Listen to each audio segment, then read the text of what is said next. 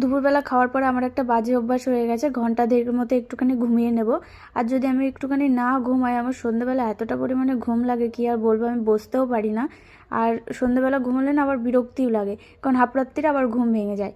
কিন্তু এখন যেহেতু শীতকাল পড়ে গেছে, এখন আর ঘুমাই না, বিকেলবেলা একটুখানি শুয়ে নিই। কিন্তু শুয়ে থাকি ঠিকই, ঘুমাই না, কারণ বিকেলবেলা এখন ঘুমালে না এতটা পরিমাণে শরীরের মধ্যে বিরক্তি লাগে। যেহেতু এখন শীতকাল, একেতেই আলসেমি সময়, একটুখানি শুয়ে বসে থাকলে এতটা পরিমাণে আলসেমি লাগে। আর দুপুরবেলা যদি আমি একটুখানি ঘুমিয়ে পড়ি, আমার শরীরের মধ্যে যেন বেশি আলসেমি লাগে। আর বিশেষ করে এই শীতকালটাতেই এটা অনেকেরই হয়, আমার একার না। আমি অনেকের কাছেই শুনেছি, আমার মার কাছে, কাকির কাছে, সবার কাছে শুনেছি। এখন তোমাদের কেমন হয় সেটা আমি বলতে পারবো না।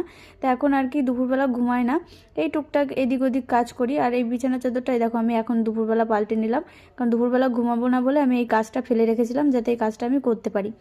আর এদিকে করতে করতেও দেখলাম তাহলে যাই জিমিকে নিয়ে একটুখানি ঘুরে আসি। তাই সুন্দর করে মাথাটা আমি আশ্রয় নিচ্ছিলাম। আর জিমিকে নিয়ে তো প্রত্যেক দিনই ঘুরতে যাই, আর ঘুরতে যাওয়ার আগে একটুখানি ফ্রেশ হয়ে নিচ্ছি। আর ফ্রেশ হতে হতে দেখলাম বাইরে হেলিকপ্টার চলে এসেছে, কারণ আমাদের মমতা দিদি আমাদের বনগাঁতে আসছে, যার জন্য আর কি হেলিকপ্টার প্রায় 2-3 দিন থেকে আকাশে সারা দিনই ঘোরাঘুরি করছে। এমন না যে আমি হেলিকপ্টার দেখিনি কখনো, হেলিকপ্টার দেখেছি, কিন্তু তারপরেও যেন মনে হয় যে দেখি একটুখানি গিয়ে বাচ্চাদের মতো। আর তার জন্য আমি আর কি চুল বাঁধতে বাঁধতে আবার বাইরে চলে গিয়েছিলাম হেলিকপ্টার দেখতে। তারপরে আবার ঘরে এসে সুন্দর করে চুলটা বেঁধে নিচ্ছিলাম। আর মাথার চুল উঠতে উঠতে তো একেবারে টাকলা হয়ে যাচ্ছে। আর এদিকে আমার ঠাম্মা, বুড়ো বয়সেও মাথায় এত পরিমাণে চুল আমার ঠাম্মার, কিন্তু ওষুধের অ্যাকশনে তার সব চুলগুলো এখন পড়ে গেছে। আগে মানে এত পরিমাণে চুল ছিল, পিছন থেকে দেখে আর কি লোকে ভাবতো কালী ঠাকুর যাচ্ছে, এত সুন্দর চুল ছিল। আমার বড় পিসির মাথায়ও অনেক চুল ছিল, এখন নেই আর কি। এখন মানুষের না প্রচুর পরিমাণে চুল ওঠে, একটুখানি কোনো রোগ হলে, একটুখানি কোনো ওষুধ খেলে, ওষুধের অ্যাকশনে এত পরিমাণে চুল ওঠে।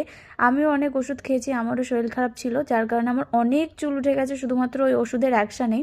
তাছাড়া আমার সেরকম একটা চুল উঠতো না, ওই ওষুধের অ্যাকশানে সব চুল পড়ে গেছে। তারপরে এদিকে দেখো কথা বলতে বলতে, আর এদিকে আমি রেডি হয়ে গিয়েছিলাম, আর রেডি হয়ে চলে এসেছি জিমিকে নিয়ে বাইরে এখন ঘোরাঘুরি করতে। আর এদিকে ঘুরে এসে বাড়ির সামনে এসে যখন দাঁড়ালাম, তখন এত বিশ্রী গন্ধ বেরোচ্ছিল কি আর বলবো। কারণ আমাদের বাড়ির সামনে না একটা গর্ত আছে, গর্তটা আমাদের না, আমাদের বাড়ির সামনে যা জমি তাদেরই আর কি গর্ত। ওই গর্তটায় আর কি সবাইকে বলেছে পাড়ার সবাই যাতে ওই গর্তটার মধ্যে নোংরা ফেলি। আর এতটা পরিমাণে বাজে নোংরা ফেলে এরা, আর এত বিশ্রী গন্ধ, আমরা বাড়িতে টিকতে পারছিলাম না। তাই বাবা এদিকে যত ঘাস ছিল সেগুলো টেনে টেনে নিয়ে গিয়ে বাবা আগুন ধরিয়ে দিয়েছিল, যাতে ওর মধ্যে যদি কোনো পচাগলা জিনিস থাকে সেটাও যেন পুড়ে যায়। আর এদিকে দেখো আমি বাবার ভ্যানের পরে বসে বসে একটুখানি পোজ দিচ্ছিলাম। তারপরে সোজা হাত পা ধুয়ে চলে এসেছিলাম সন্ধ্যা দিতে। সন্ধ্যা দিয়ে নিচে চলে যাব, নিচে কিছু কাজ রয়েছে, সেগুলোই আর কি কমপ্লিট করব। অনেক দিন ধরেই না চেয়ারের পর অনেক জামাকাপড় জড়ো করা রয়েছে, আর আমি সমস্ত ভালো ভালো জামাকাপড়গুলো আলমারিতে রাখি, কারণ আমার